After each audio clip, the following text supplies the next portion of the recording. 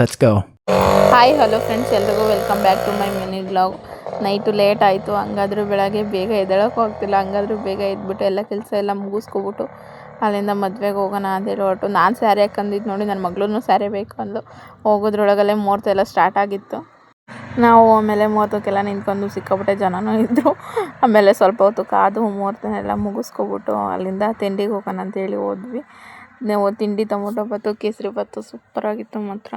ಅದನ್ನೆಲ್ಲ ತಿಂಡಿ ಎಲ್ಲ ತಿನ್ಕೊಬಿಟ್ಟು ಆಮೇಲೆ ಅಪ್ಪನ ಮಗಳದು ಒಂದು ಸ್ಯಾರಿ ಹಾಕಿದ್ರಲ್ಲ ಅವ್ರದ್ದು ಒಂದು ವಿಡಿಯೋ ಎಲ್ಲ ಮಾಡ್ಕೊಬಿಟ್ಟು ಅಲ್ಲಿಂದ ರಿಸೆಪ್ಷನ್ ಹತ್ರ ಹೋದ್ವಿ. ರಿಸೆಪ್ಷನಲ್ಲಿ ಸ್ಟಾರ್ಟ್ ಆಗಿತ್ತು.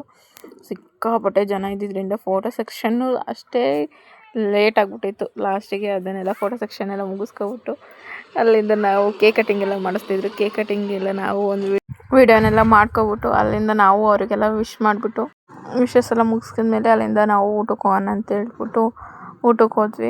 ಭರ್ಜರಿಯಾಗಿತ್ತು ಊಟನೂ, ಮತ್ತು ಸಿಂಪಲ್ಲಾಗಿ ಸೂಪರಾಗಿತ್ತು ಮಾತ್ರ ಊಟ.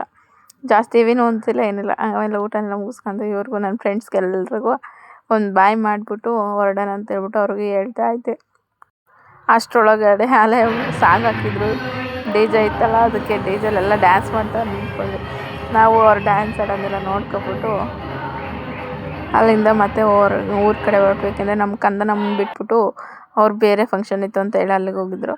ಅಲ್ಲಿಂದ ಮತ್ತೆ ನಾನು ನನ್ನ ಫ್ರೆಂಡಿಗೆ ಡ್ರಾಪ್ ಹಾಕು ಅಂತ ಕೇಳಿ ಅವರು ನಮ್ಮ ಮನೆ ಹತ್ರನೇ ಡ್ರಾಪ್ ಹಾಕ್ಬಿಟ್ಟು ಅವ್ರ ಊರ ಕಡೆ ಹೊರಟರು. ತುಂಬ ಬಿಸಿಲಿದ್ರಿಂದ ಮನೆಗೆ ಬರೋ ಅಷ್ಟೊತ್ತಿಗೆ ಸುಸ್ತಾಗಿ ಆಗ್ಬಿಟ್ಟಿತ್ತು. ಇಷ್ಟ ಆಗಿತ್ತು ಇವತ್ತಿನ ಬ್ಲಾಗ್. ಜಯ ಆಂಜನೇಯ.